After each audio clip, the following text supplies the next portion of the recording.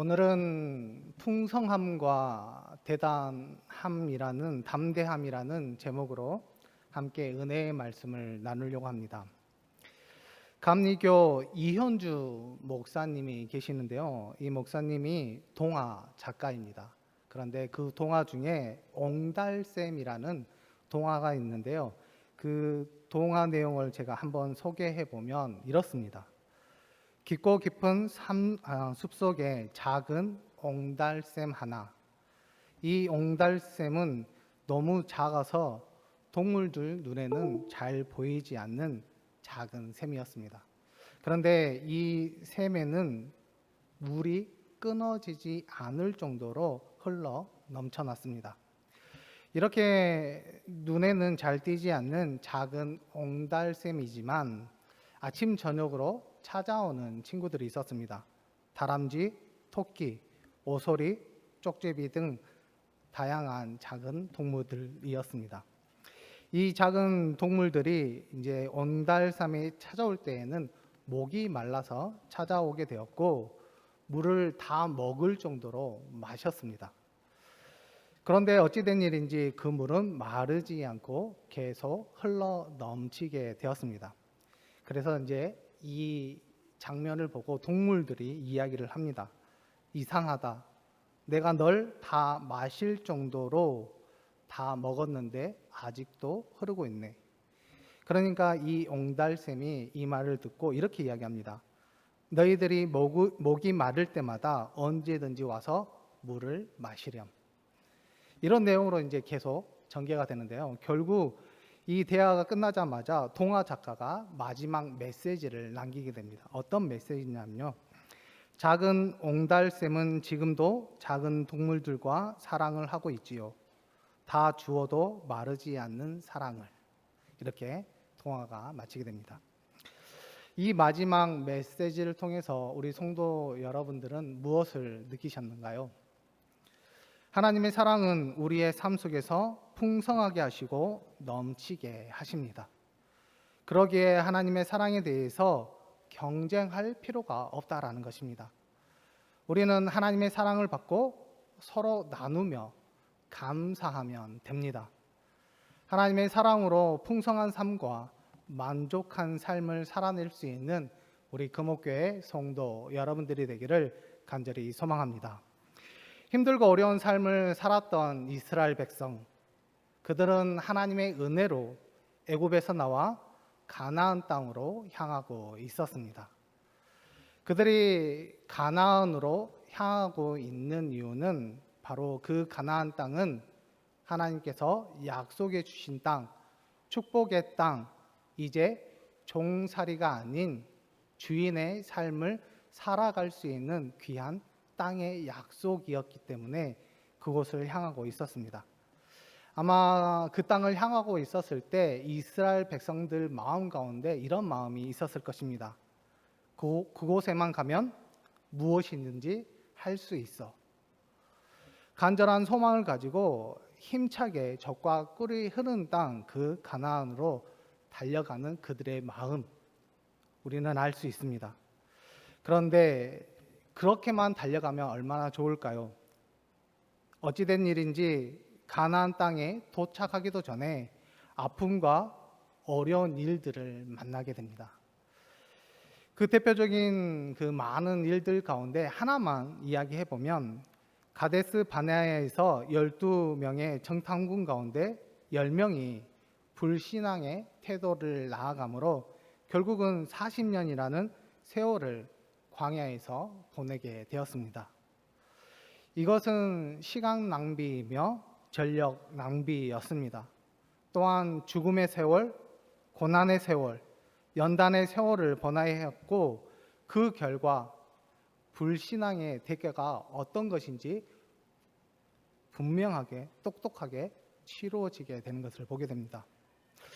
우리도 마찬가지일 것입니다.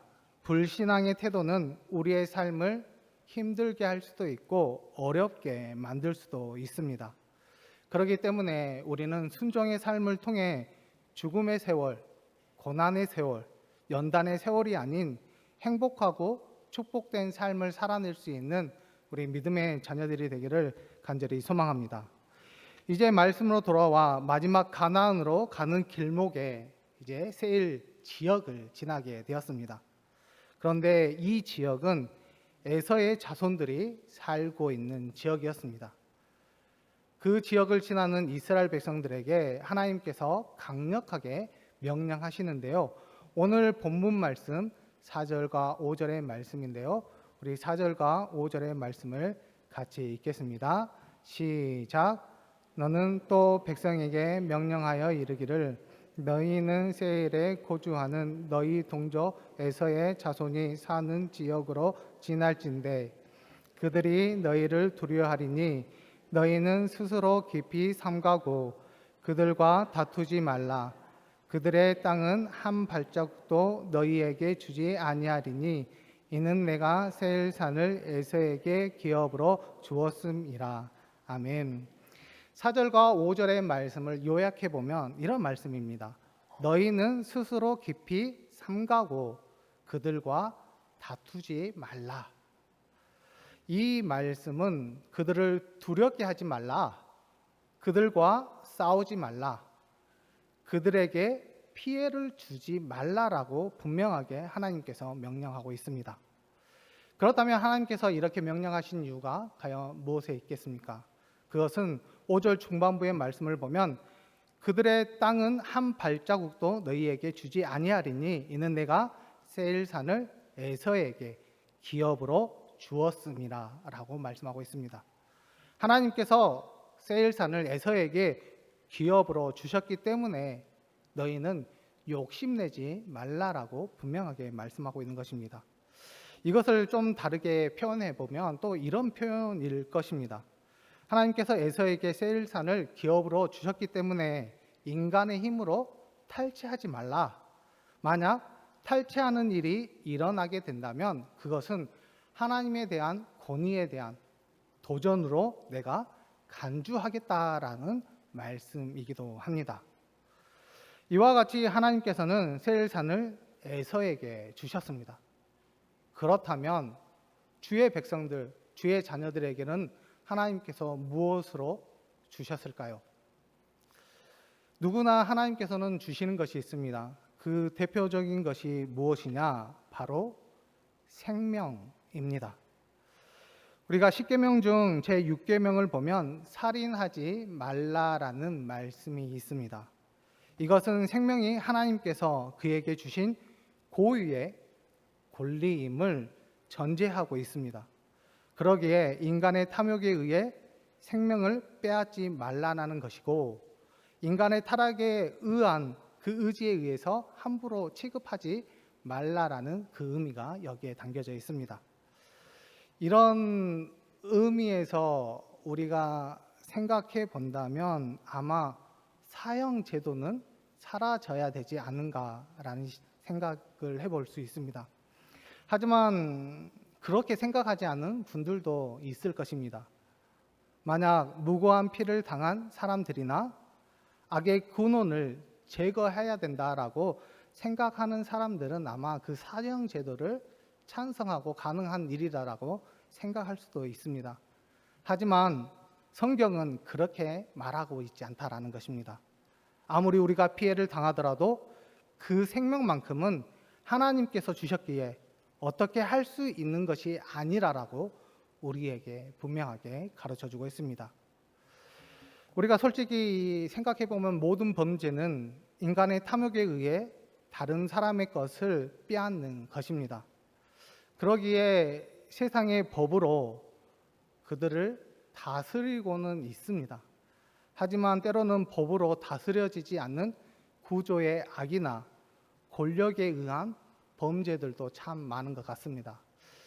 그 중에서 몇 가지 예를 들어보면 배가 고파서 무전 취식을 한 사람은 유치장 신세를 지는 것을 우리가 볼 수 있습니다. 그런데 상상도 할 수 없는 나랏돈을 자기가 마음대로 착복한 자들은 어떻습니까? 아무런 저지를 받지 않고 건재한 모습을 볼 때가 있습니다. 이것은 상식과 법과 하나님의 뜻이 무시된 사해임을 우리에게 보여주는 것 같습니다.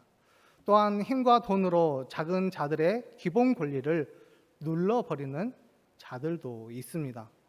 이런 자들은 하나님의 뜻을 잘 알지 못하는 사람들이 저지를 수도 있지만, 요즘은 하나님의 뜻을 잘 아는 자들도 이런 일을 저지르고 있는 세상이 되고 말았다라는 것입니다. 그러기에 저와 여러분들은 기억해야 될 것이 있습니다. 나봇의 포도원 사건, 그 사건의 결과가 어떻게 되었는지 우리는 분명히 기억해야만 합니다. 아무리 좋은 것이 남에게 있을지라도, 가지고 싶은 것이 다른 사람에게 있을지라도 힘과 권력으로 빼앗으면 하나님께서도 그 모습을 보시고 우리의 삶 가운데 그대로 나의 삶에 임하게 하셔서 그런 삶을 살도록 만들어 버리신다라는 것입니다. 그렇기 때문에 우리가 욕심 부리지 말고 주신 것에 늘 감사할 수 있는 우리 금옥교회 성도 여러분들이 되기를 간절히 소망합니다. 이렇게 하나님께서 다른 사람에게 주신 것에 대해서 존중하고 욕심내지 말라라고 분명하게 말씀하고 있습니다. 그런데 그 이유 말고도 또 다른 이유를 우리에게 말씀해 주고 있는데요.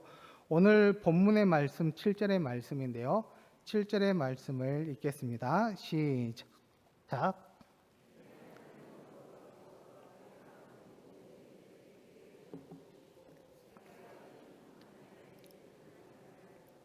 네, 하나님 여호와께서 이 40년 동안을 너와 함께 하셨으므로 내게 부족함이 없었느니라 하시기로. 아멘. 지금 하나님께서 이렇게 말씀하고 있습니다. 뭐가 부족해서 다른 사람의 것을 넘보고 있느냐? 내가 지금까지 너를 굶겼느냐? 내가 너에게 주지 않는 것이 있느냐? 내가 너를 모른 척 한 적이 있느냐? 그런데 왜 다른 사람의 것을 빼앗아 채우려고 하느냐? 이렇게 지금 이야기하고 있습니다. 하나님께서는 우리에게 관심을 가져주셨고 함께 해주시고 도와주셨습니다. 그리고 뭔가 필요한 것이 있다면 우리에게 채워주셨습니다. 그런데 뭐가 더 필요한 것이 있어 욕심을 내고 있느냐라고 지금 분명하게 말씀하고 있습니다. 우리는 지금까지 풍족한 삶을 살아왔습니다. 그 모든 것이 하나님의 은혜가 아닙니까? 솔직히 때로는 부족함이 있었습니다. 필요한 것이 있었습니다. 그럴 때마다 하나님께서 채워주시고 공급해 주시지 않았습니까? 저와 여러분은 하나님의 풍족한 은혜 속에서 살아가는 주의 백성이며 자녀들입니다. 또한 하나님의 약속을 믿고 살아가고 있으며 기도라는 큰 특권을 가지고 살아가는 신앙인이기도 합니다. 우리가 이것에 대한 분명한 확신과 자긍심을 가지고 하나님을 끝까지 의지하게 된다면 분명히 우리의 삶은 풍성한 삶이 될 수 있도록 하나님께서 끝까지 채워주시고 함께해 주십니다. 사도 바울 역시 이런 고백을 했습니다. 고린도후서 6장 10절의 말씀을 보면 아무것도 없는 자 같으나 모든 것을 가진 자로다. 우리가 가진 것은 하나님께서 주신 것이기에 다른 사람의 것으로 부를 누리려고, 부를 창조하려고 하지 마시고 하나님의 손으로부터 모든 것을 공급받아 풍성한 삶을 살아낼 수 있는 우리 금옥교회 성도 여러분들이 되기를 간절히 소망합니다. 이제 하나님께서 주신 권리를 빼앗지 말라라고 말씀하시면서 특히 세일에 대한 적용 말씀을 하셨는데요. 반대로 이야기하신 것도 또한 있는데요. 모압과 암몬에게는 다른 말씀을 하고 있는 것을 보게 됩니다. 오늘 본문 말씀 24절인데요. 24절의 말씀을 함께 읽겠습니다. 시작. 너희는 일어나 행진하여 아르논 골짜기를 건너라. 내가 헤스본 왕 아모리 사람 시온과 그의 땅을 내 손에 넘겼은지 이제 더불어 싸워서 그 땅을 차지하라. 아멘. 지금 하나님께서 헤블론 지역을 싸워서 차지하라라고 말씀하고 있습니다. 그 이유는 뭘까요? 그들에게 하나님께서 권리를 주시지 않았기 때문에 그렇게 하라라고 분명하게 말씀하고 있습니다. 즉 이것은 하나님께서 그들에게 아무런 권리를 주지 않았기 때문에 우리에게 그런 권리를 주장할 수 있음을 우리에게 가르쳐주고 있습니다.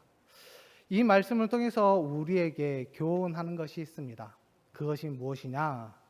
그 많은 권리들을 우리가 가지기 위해서는 담대함이 있어야 함을 우리에게 가르쳐주고 있는데요. 헤스본을 차지하기 위해서는 그들이 어떻게 해야 되느냐? 싸워야 합니다. 그냥 주어지는 것이 아니라 그들이 나가서 싸워야만 그들을 차지할 수 있습니다. 그렇다면 싸움에서 필요한 것이 있다면 무엇이 있을까요? 그것은 담대함입니다. 담대하지 못하면 절대 싸움에 나갈 수 없고 싸움에 나가더라도 이길 수 없습니다. 그런데 이와 마찬가지로 우리의 삶을 한번 생각해 보면 어떻습니까? 우리가 살고 있는 세상입니다. 그 세상에는 우리가 취할 것이 너무나도 많고 흩어져 있습니다. 그러나 거기에는 그냥 우리가 차지할 수 있는 그런 것만 있는 것이 아니라 저항하고 우리를 힘들게 하고 어렵게 하는 것들도 참으로 많이 있습니다. 그 어려운 삶 가운데 우리가 취해야 될 것, 차지해야 될 것을 우리가 가지기 위해서는 결국 담대함으로 나아가지 않으면 절대 이룰 수 없음을 우리에게 가르쳐주고 있습니다. 그렇다면 우리가 담대한 삶을 살기 위해서 우리가 가지고 나아가야 할 것이 과연 무엇이 있을까? 우리가 생각해 보면 두 가지로 이야기할 수 있습니다. 첫 번째는 복음을 들고 나아가야 합니다. 세상은 어두움으로 쌓여 있으며 공중 권세 잡은 자들이 장악하고 있습니다. 그렇기 때문에 복음을 들고 나아가 싸워야 하는데 그 이유는 악한 세력에 붙들려 있는 많은 사람들을 생명의 길로 또한 내가 믿음 안에서 흔들리지 않고 끝까지 승리하기 위해서는 끝까지 복음을 가지고 나아가야 한다라는 것입니다. 우리의 영적 싸움은 복음을 들고 담대함으로 나아가야 합니다. 예수님께서도 세상이 끝나는 날까지 함께 하시겠다라고 분명하게 말씀하고 있습니다. 우리가 이 말씀을 의지하고 무장하게 된다면 악한 영들은 절대 우리를 범접할 수 없고 우리와 함께 할 수 없습니다. 결국 그들은 무서워 도망치게 될 것이고 우리가 원하고 바라는 모든 것을 이루며 나아갈 수 있는 귀한 자녀들이 되는 줄 믿습니다. 그렇기 때문에 우리에게 복음과 예수님의 이름이 있다면 세상 가운데 담대함으로 나아갈 수 있는 우리 금옥교회 성도 여러분들이 되기를 간절히 소망합니다. 그 담대한 삶이 우리를 강하게 하고 다른 사람들에게 구원의 기쁨을 줄 수 있는 귀한 하나님의 자녀가 될 수 있음을 기억하셔서 우리가 끝까지 담대함으로 복음을 들고 하나님 앞에 나아가며 많은 사람들을 옳은 길로 인도할 수 있는 믿음의 자녀들이 되기를 간절히 소망합니다. 그리고 두 번째로 담대한 삶을 살기 위해서는 도전이 있어야 합니다. 다른 사람들의 것을 빼앗지 않기 위해서는 어떻게 해야 되느냐? 우리가 새로운 것에 도전을 해야 합니다. 지혜를 강구해서 새로운 삶의 영역을 개척해야 하고 또한 여러 가지 어려운 것들에 우리 있다면 그것을 우리가 도전을 해야 되는데 옛날에 우스갯소리로 남들이 도저히 할 수 없는 일자리를 이렇게 이야기한 적이 있습니다. 코끼리 업어서 재우기, 고압선 걸레질을 하기, 비행기가 시동이 꺼지면 뒤에서 밀어주기.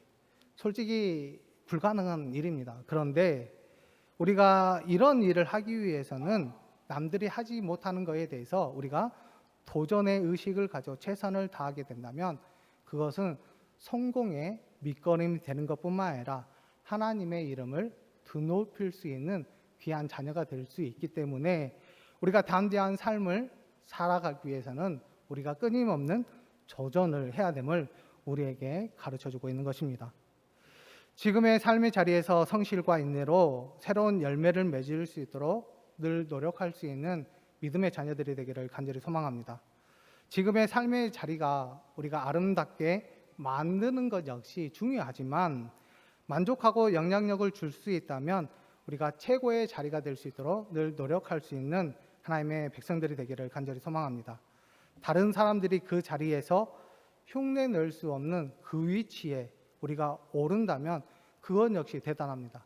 그러기 위해서는 우리가 도전을 가지고 하나님 앞에 나아가는 것이 승리할 수 있는 귀한 자녀이고 또한 풍족한 삶이 될 수 있음을 우리에게 늘 가르쳐주고 있습니다. 악한 세력과 경쟁자들은 세상에서 수없이 많이 있고 우리를 늘 괴롭게 하고 있지만 우리가 세상에 있는 만큼 우리가 담대함으로 세상 가운데 승리할 수 있는 믿음의 자녀들이 되기를 간절히 소망합니다. 그런 자녀에게는 하나님께서 지혜와 또한 능력을 주시는 것뿐만 아니라 새로운 삶을 살아낼 수 있도록 하나님께서 역사해 주실 줄 믿습니다.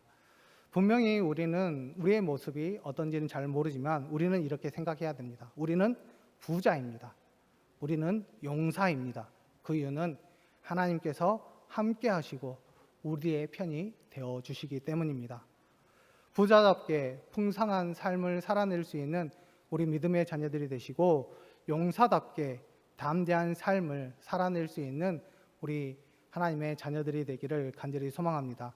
악한 세상일수록 험악한 세상일수록 하나님께서는 우리에게 풍성한 삶으로 또한 담대한 삶으로 우리를 이끌어 가실 것이라는 그 믿음을 가지고 끝까지 하나님을 의지하며 승리할 수 있는 믿음의 자녀들이 되게 될 수 있도록 늘 기도하시고 기도를 통해서 하나님의 주신 그 능력과 힘을 통해서 이 세상 가운데 멋진 삶, 축복된 삶을 살아내므로 많은 사람들에게 모범을 보이고 많은 사람들에게 주의 또한 나라를 또한 복음을 전할 수 있는 우리 금옥교회 성도 여러분들이 되기를 간절히 소망합니다.